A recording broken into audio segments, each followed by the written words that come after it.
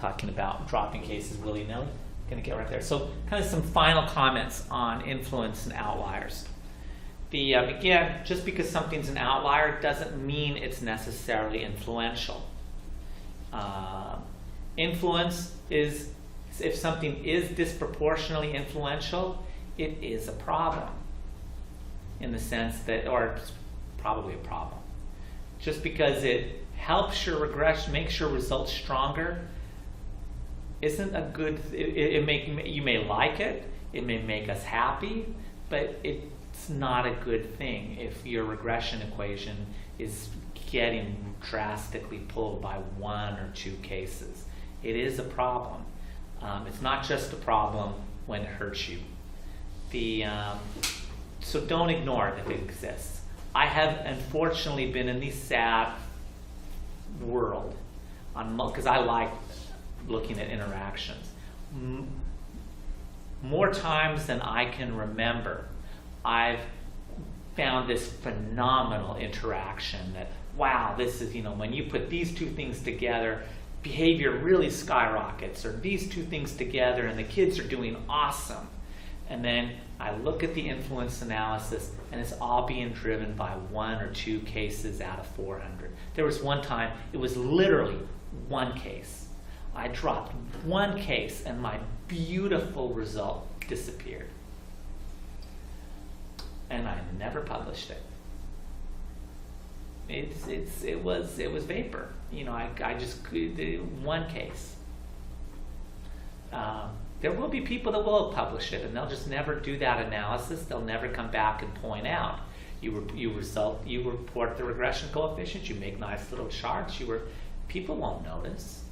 It won't be replicated. It'll never get replicated. Did you just see the big news this last week?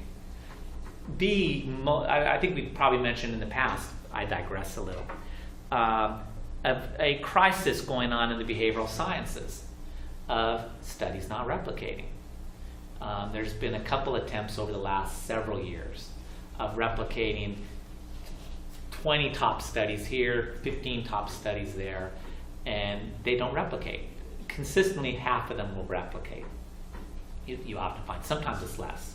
The recent one. This recent one. What was interesting, this recent one, so this group. No, what I mean, those are the recent phenomena that people thought they were huge. Oh, yeah. And then immediately. It gets a lot of news coverage, gets grant money thrown at people, all sorts of stuff. So this study, people would then come back and say, well, that's because they did it wrong. You didn't do what they did, so it's you tried to replicate it, but it's your fault you didn't replicate it. It's nothing wrong with the theory, or your population was different than their population. That's why. People would try to explain, or at least some people would try to explain it away. So this was a big group internationally across multiple countries with multiple populations, multiple researchers looking at 40, was it? I can't remember, maybe 24. Some number of solid, widely regarded, hot recent findings that people have been all excited about. And just like we found over and over again, half of them never replicated. And what was fascinating with it was, if something replicated, and it gets rid of all the complaints, because what was interesting is, if it didn't replicate, they said it generally didn't replicate for anyone. So it wasn't just one person replicating. You got all these international teams trying to replicate the same study. If this phenomena didn't replicate, it didn't replicate anywhere. If it did replicate, it replicated everywhere. So it gets rid of the issues that, well, it's just because you did the study wrong. Well, because now you got to say it's not just you, it's you and you and you and you and you and you. Or it's just your population's wrong. It doesn't work with that group. Well, it doesn't work with that group or that group or that group or that group. No. So it's a beautifully it's going to be hard to ignore study. That there's these fundamental replication problems. And it's not just because of the convenient reasons. It's because we're hyping stuff, we're publishing stuff that is just flat wrong.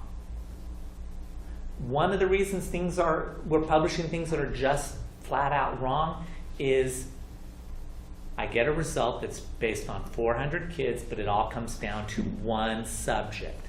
And it's hot, it's sexy, it's a phenomenally cool interaction. I get it in the top journal, and it's complete bunk because I either never looked at the results, or I looked at the results and just didn't tell anyone, which happens probably more than it should.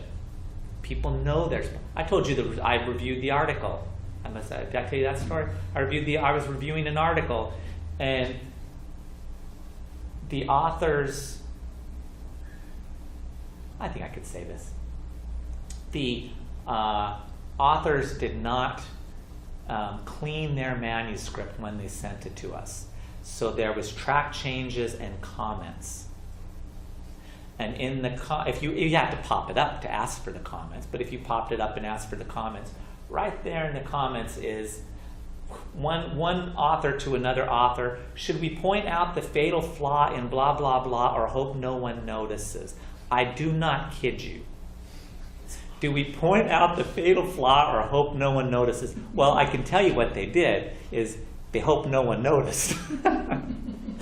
But not cleaning the comment. It was beautiful. So pointed it out to the editor rejected the paper. And pointed out to them. Read your own yes. manuscript. About 6 months later, completely different journal. I'm reviewing for a different journal. I get a paper sent to me. I open it up. It's the same paper, unchanged. The same stuff. This time though they've cleaned it. Oh, I was laughing. Oh, it made my week. It was wonderful. They've cleaned out the comments. Do we point out the fatal flaw? But the fatal flaw was still in there, and they didn't tell anyone.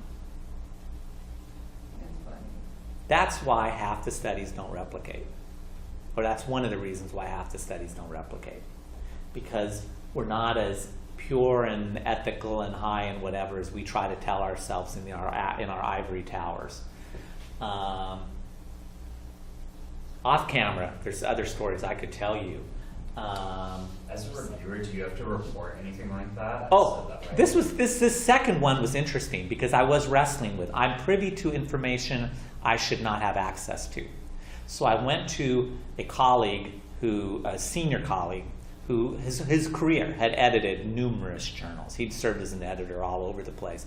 I asked him, what should I do in this case? Do I reject the paper? I'm going to reject the paper. I'm going to vote for rejecting. Do I tell the editor that I know that there's this fatal flaw that they're not telling us? Or, my editor colleague told me, oh, you tell the editor. You let them know. It's your responsibility. So, but we digress. But actually, that's a very important point. Just don't ignore it. Even if it helps you. If it's a problem, it's a problem. Don't, because you've got good, people like to do this when they get bad results. It's like, okay, who can I drop? I got to find some rationale to clean up my results. Where's the subjects that are messing up my results? Who can I drop and make something work? How do I make a silk purse out of this sow's ear?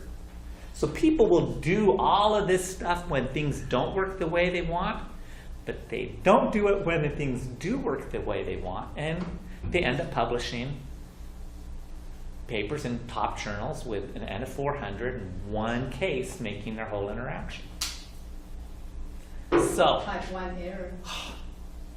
I tell you, it hurt because it was beautiful. I was so excited for several days. I was so excited. I thought, man, this is like child development stuff. This is, and then it's like, well, you know what? I should check just to make sure. And now it's in my never published bin. So part of kind of along that theme, don't drop cases willy-nilly. Don't just because something's an outlier, something's got leverage, something's influencing your results, don't just drop it. Try to understand what went on. Is this all the kids misinterpreting joyriding or misinterpreting Caucasian making a smiley face on their bubble sheets, showing off to their friends, you go look at how bad I am. Take a look at the data, try to understand it. Along those lines, another paper I reviewed was the authors were kind of describing what they did, and they had, I think it was like 7%, 8% of the sample. They said 8% were outliers, didn't fit, this model didn't fit 8%. We dropped them from the analysis. And I came back, and actually another reviewer came back and said, you can't just drop 8% of your sample without, what, did you take a look at them? Take a look, see, was there a problem? Was there anything about those 8% that explains kind of why what happened? And it took them a bit because they must have gone back to their raw data and looked at it. They came back. It was fascinating. I was looking at college-age students. They came back and said, we looked at the 8%, and in that 8%, you know, it was like a sample of 1,000, 1,500, a lot of college students. In that 8% was almost every single gay or lesbian student in their sample. I don't know what was going on, but it's fascinating that whatever their model was, looking at like self-esteem or something with college students, it was some warm, fuzzy, you know, social sort of thing outcome. Whatever it was, worked great for students who weren't gay or lesbian. But it did not apply to gay lesbian students. And that's what we came back and said, great, we accepted it. We said, now you can explain. Now you can justify why you dropped them. And here's a great future research someone needs to do. This model works for those students. It doesn't work for them. Why? What would we want to understand? What works for their self-esteem or whatever? Because it ain't that. Here's an area for future research. Made it a much better study. Much stronger study. So don't just drop willy-nilly. Also, you can end up with a non-existent population. If you're looking at, if you end up dropping, you'll see studies will drop 10 or 20% of the cases for missing data and whatever. Then who are you talking about anymore? I mean, think of this case. If you're talking about college students, but we don't have any gay lesbian students. What if it was another 15% of you don't have any this or that or whatever at the same time? You end up with a population you can't even describe anymore. Look at other alternative solutions. If you've got problems, and you can make a more complicated model to start to take that into consideration. Okay, we know this equation. This is what we're back to structural equation modeling. Is beautiful for that. You can design models, or call it kind of these multi-group models. We're able to say, males, I think this is going on, and females, I think this is going on, and this is going to be different between the two. You can come up with more complicated models that let you start to develop alternative frameworks for those where it doesn't fit, where you're ending up with residuals or outliers. So put some work into it. Don't get lazy and just say, they were outliers. We dropped all of them, and they lost the most interesting thing. It was actually a boring paper. It was a much more interesting paper once they were able to point out this didn't work for our gay lesbian students. It's like, wow, that was cool. Okay, other things to keep into consideration.